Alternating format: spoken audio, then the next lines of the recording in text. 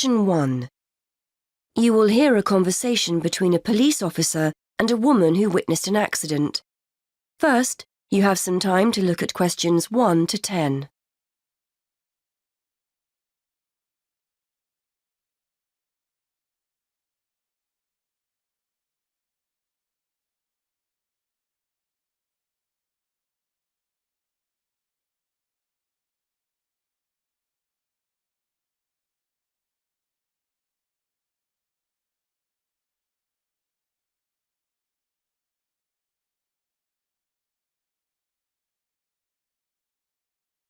You will see that there is an example that has been done for you. On this occasion only, the conversation relating to this will be played first. Hello, madam. I understand you witnessed the accident. Have you got a few minutes to tell me what you saw? Yes, no problem. I don't have to be back at work for a while, so I'm pleased to help. Did you actually see what happened? Yes. I was standing over there, near the bus stop. I was on my way to get something for lunch and just happened to be looking at a shop across the road. That's when I saw the red car come out from the junction over there. The woman was getting something to eat for lunch, so the answer is for lunch. Now we shall begin. You should answer the questions as you listen, because you will not hear the recording a second time. Listen carefully and answer questions 1 to 10. Hello, madam. I understand you witnessed the accident. Have you got a few minutes to tell me what you saw? Yes, no problem. I don't have to be back at work for a while, so I'm pleased to help. Did you actually see what happened? Yes. I was standing over there, near the bus stop. I was on my way to get something for lunch and just happened to be looking at a shop across the road. That's when I saw the red car come out from the junction over there. You don't happen to know what time it occurred, do you? Well, I left work for my lunch break at 1, and it's only about 10 minutes walk away, the office, I mean. So it might have been about 10 past 1. Although I did pop into the shop for something, so it was probably closer to 1:15. So it pulled out of Monk's Road, that's the road over there, straight onto High Street. That's right, yes. Did you get a view of who was in the car? There were 3 of them. 2 in the front, the driver of course, someone in the passenger seat, and there was someone in the back. They were quite young. I doubt if they were much older than 20. Anyway, they came speeding out of the side road over there and hit that lady's bicycle. The driver didn't bother to stop to find out if she was okay. He just drove off along the main road towards the town centre. Is the woman okay? She should be fine. She banged her head when she came off the bike, so we've called for an ambulance. They always like to check you out in case you have concussion. But no, she seems fine. The bike doesn't look too good, though. I don't think she'll be using that again. I suppose she was very lucky, really. If they'd hit her instead of the front wheel, she could have been seriously injured. It looked like they were just in a hurry and didn't want to stop at the junction. I know the traffic lights aren't working there, so perhaps they thought they could just pull out. Could you give me a description of the car? Do you know the make and model? Well, I'm not very good with cars, but I'm pretty sure it was the same model as my husband's car, a Ford Fiesta. It was red, like I said, and quite old, and the door on the driver's side was damaged. It looked like it had been in another accident some time ago. I don't suppose you had a chance to take down the registration number, did you? I did, actually. Let me see. Y48BYW. Will that help you trace them? That's really helpful. It depends. It might be a stolen car, but at least we'll be able to trace the owner. If it wasn't stolen, then yes, we'll be able to find out the name of the driver. Now, would you mind giving me your contact details, just in case we need to get in touch about anything? Of course. What's your name? Mrs. Stansfield. Rita Stansfield. That's STANSFIELD.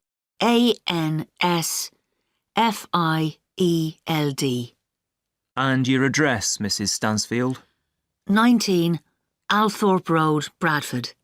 That's ALTHORPE. Have you got a telephone number we can get you on? Yes, it's 0232 566 788. And do you have a mobile number? Yes, 07834 889 772. That's great, Mrs. Stansfield. As I said, we may get in touch if we need any further information, but probably what you've told me is enough. Thanks for your time. No problem. I'm glad to have been of help. That is the end of section 1. You now have half a minute to check your answers.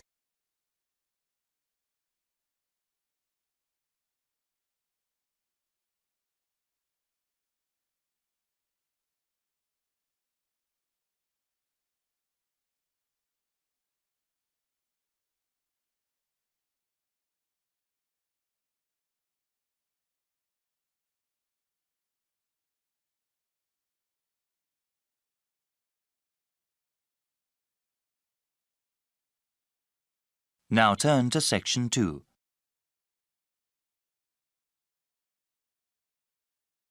Section 2. You're going to hear a presentation about the Student Union given during University Orientation Week. First, you have some time to look at questions 11 to 15.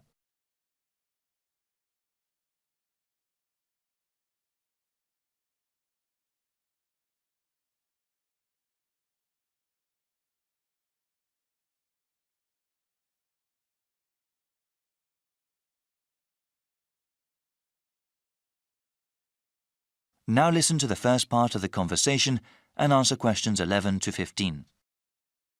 So, the student union here is really the heart of campus life. There are many different services, and most of the student groups and organizations meet at this facility. As a student at the university, you have full access to all that we offer. I guess I will talk about the dining facilities first. We have 8 venues from which students can choose to have their meals. 2 of these are franchise outlets that offer normal fast food fare, such as fish and chips, hamburgers, and soda. One dining area has a do-it-yourself system. Specializing in food for the vegetarian and vegan members of the campus community, there is a wide selection of vegetables, fruits, and grains. At the end of the buffet are several cooking stations available for students to create their own meals. The Student Union has a wide variety of entertainment options as well. Those over the minimum age can drink at one of the 3 bars. During the school year, they regularly offer live music, musical groups from both the local scene and occasionally even very famous people have performed there. All the bars serve domestic and imported beers, wine, and hard liquor. A cinema theater with 750 seats is available for screening films. The Movie Appreciation Group also screens many types of films, even foreign and classic movies. Also, the theater is where guest speakers hold lectures. These speakers are sometimes professors from other universities or other notable people. Before you hear the rest of the presentation, you have some time to look at questions 16 to 20.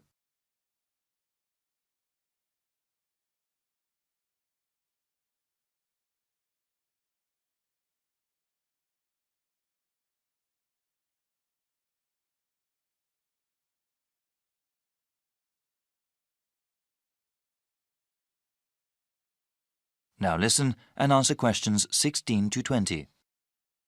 Now I want to explain how to go about reserving a space in the Student Union for your event. We have several different types of rooms, ranging from small gathering areas to large lecture halls. Students can also show a movie or documentary at the cinema theater. Any student organization that wants to hold an event or meeting must submit a form available at the information desk in the main hall. On this form, you must provide a name, their contact information, a short description of the event, the type of room required, and the time and date you need it. Any organization sponsoring the event or meeting must also be listed, along with the budget. This budget has to include items bought for the event and any people who are hired. There is also a section for any sort of multimedia resources you need. Write down anything you might need, such as speakers, projectors, screens, microphones, podiums, or even computers. We will contact the Media Resources Center to make sure all the necessary equipment is there at the right time. We are always looking for ways to improve the student union. If there is any part of the building that needs service, please inform the person at the information desk. There is also a suggestion box at the desk where you can fill out a card and give us more ideas for improvements. We have about 1,500 people working here for the community, and we're open to anything that can make your university life more enjoyable and productive. That is the end of section 2. You now have half a minute to check your answers.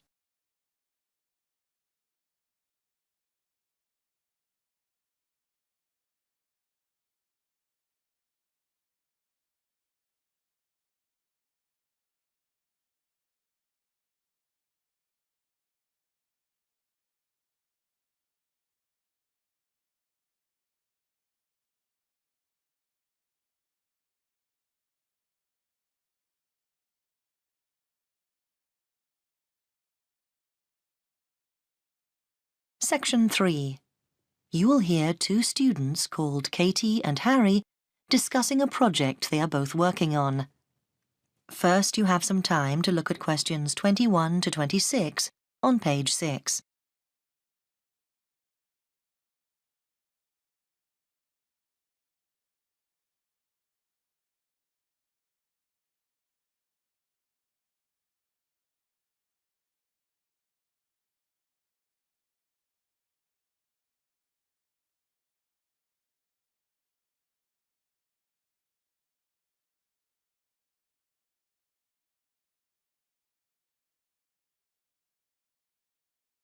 Now listen carefully and answer questions 21 to 26. Hi, Harry. Katie, hi. Look, let's sit down and work out what we've got to do for this next project we've got for the geography course. I'm glad we're doing it together. We should be able to split it between us so it's not too much work. Yes, Harry. I had quite a long chat about it with Dr. Smith yesterday, so I've got quite a good idea of how we should be organising it. Now, he said we've got to move on from the general project we did on soil erosion and look specifically at coastal change. I think that'll be interesting, don't you? Yeah? I was thinking about it last night because we'll have to make sure we pick our days to visit the beaches. It seems there's a reasonable train service to White Sands Bay, but the weather could stop us from getting all the samples we need. It could take us longer than we think. Yeah, but we could save ourselves some time if we try to get hold of any information that's already been collected. I know several postgraduates who have done stuff in White Sands Bay this year, though on other topics. We could check out what the Marine Biology Unit have got. They're bound to have something we could use. OK. Let's do that this week and arrange to go to the beach next week. I think we'll need about 3 days. If we book ahead, we can probably stay in the university lodge when we're down there. The other thing is, we must go to the Environment Agency and get permission to take the samples, just in case anyone challenges us when we're down there. I think we'll have to fill out a form or something. Right, Harry. Now, let's work out who's going to do what first, because we have to get it done by the end of this month. I think we ought to divide up the data collection between us. What? So only one of us goes to the beach, do you mean? No, I think we both ought to get a picture of what's involved, but there's no need for us both to do everything. I mean, when we're at the beach, you could go to both ends and make sure we have the set of shots we need to illustrate where erosion has taken place. OK, fine. And I'll move up the beach and pick up the different stones and put sand in bags. Does that seem fair to you? Yeah, OK. Then what about the other stuff? Do you want me to go and do the questionnaires while you're on the beach? We'll get more people that way. Or is it better if we do them together? I think that would be better. We could set aside a whole day for it. What about the lab work, looking at what we've collected and testing it? I don't mind doing it, but I'm pretty slow. OK, you can leave that to me. Fine. Before you hear the rest of the conversation, you have some time to look at questions 27 to 30 on page 7.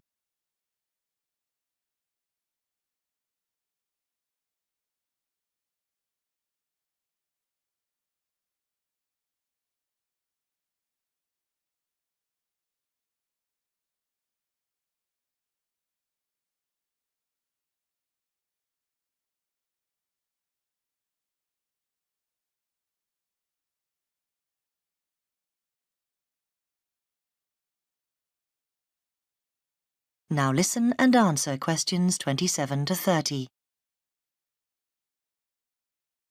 Then that leaves us 2 weeks to write it up ready for the presentation to the class on the 29th. Shall we do the presentation together? Like you do the first bit and me the second? Actually, no, I think that can be a bit muddling for the class. I'd like to do the presentation, if you don't mind. Fine by me. It's just that it won't affect the marks that you get. I mean, it's not like I get more for actually doing it. The tutor will judge it as a whole. But I think I remember them saying at the beginning of the year that we were expected to do 3 before the end of the year in order to get a satisfactory mark. And I'm 1 behind, whereas you've already done yours, haven't you? I can see why they put them into the course, because most interviews for jobs demand you do a presentation nowadays. Yeah. Does that mean I have to write it up? I think it'll be impossible to do that together. Yes, you're very good at that. Oh, yes. Typical that I get landed with it as usual. Actually, I don't mind. I know we haven't got very long, but that's okay. Often I write better when I'm pushed for time. It focuses the mind. But I'll have a think about how we present the data, because that won't be straightforward like the rest. So I'd like a bit of help with that. Yeah, sure. Anyway, I was thinking, after we've done the presentation, I think it'd be a good idea if we asked our classmates to tell us what they think of our conclusions. Well, I don't know. They won't have done the research, so whatever they say would be uninformed. I don't agree. I mean, they've all worked on something similar, so they know what's involved, and it would be useful to see how they think ours stands up. We'll have to be sure of our ground, make sure we don't make any mistakes in our results or whatever. I don't mean I think they're going to tell us anything new, just give us their thoughts on the process. OK. Then I'll deal with the questions at the end. Dr. Smith said we would have to prepare thoroughly for this, and I'll probably get lots of background stuff in the process of writing up, so I'll be prepared for any surprises. If he's impressed by your presentation, then we should do well. Right. That is the end of section 3. You now have half a minute to check your answers.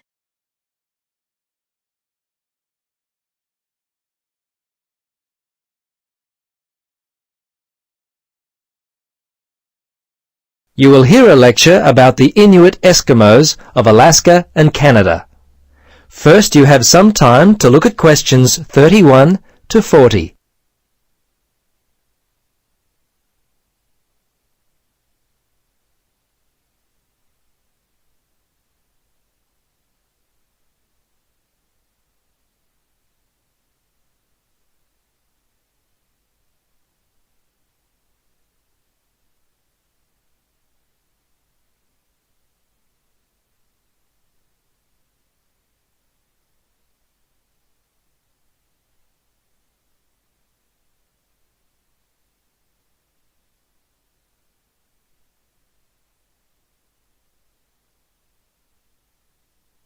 Now listen and answer questions 31 to 40.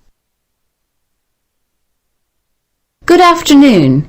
In our lecture today, we will continue our study of people who inhabit the northernmost regions of the world.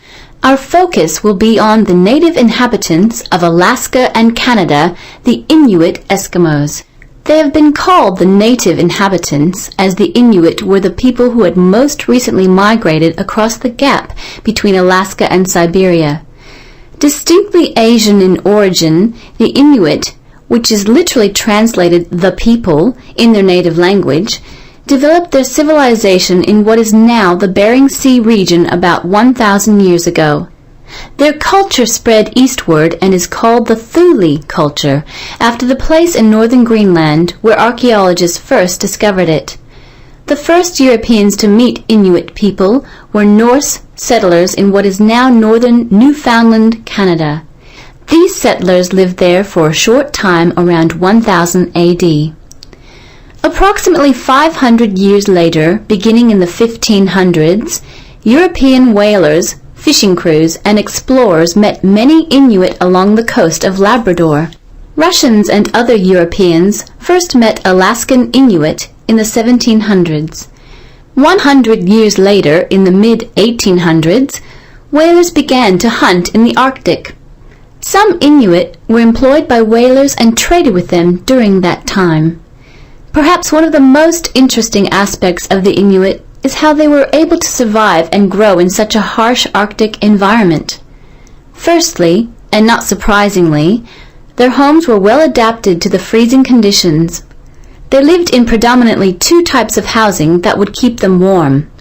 In the cold summer, they would live in tents that were made from the skin of the animals they had hunted for food, and they also traveled in boats. These were called umiaks by the natives. In the winter, they would live in houses made of sod, and when on hunting trips, they would commute by dog sled and build temporary houses made from ice.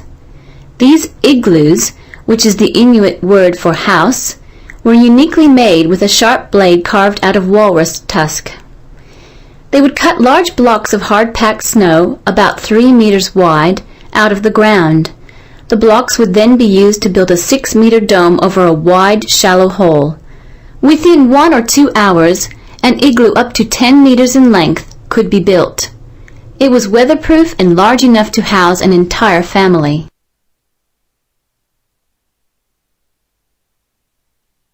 Very early in their history, they managed to develop the technology to hunt the huge bowhead whale, which was the staple food source for them at that time. They also hunted walruses and seals. On land, they hunted polar bears, moose, and various other game. The harsh environment in which they lived meant that a steady supply of food was often difficult to come by. Therefore, the Inuit were a people constantly on the move, looking for food, which meant that their dwellings had to be easily built and easily dismantled. They inhabited the wide open land and, as such, moved freely around it in search of food. Today, the traditional way of life has basically ended for the Inuit. They live in wooden homes rather than in snow houses, sod houses, or tents. They wear modern clothing instead of animal skin garments. Most Inuit speak English and Russian. Some speak Danish, while fewer still continue to hold on to their cultural roots by passing on to the younger generation their native language. The kayak and umiak, their principal means of travel, have given way to the motorboat, and the snowmobile has replaced the dog team. The combined percentage of the Inuit population in Alaska and Canada stands at 63%, the latter being 29% and the former around 34%. Some Alaskan Inuit live in towns and cities, but the majority live in small settlements and hunt and fish for most of their food. Most of those in Canada live in towns and housing provided by... That is the end of section 4. You now have 30 seconds to check your work.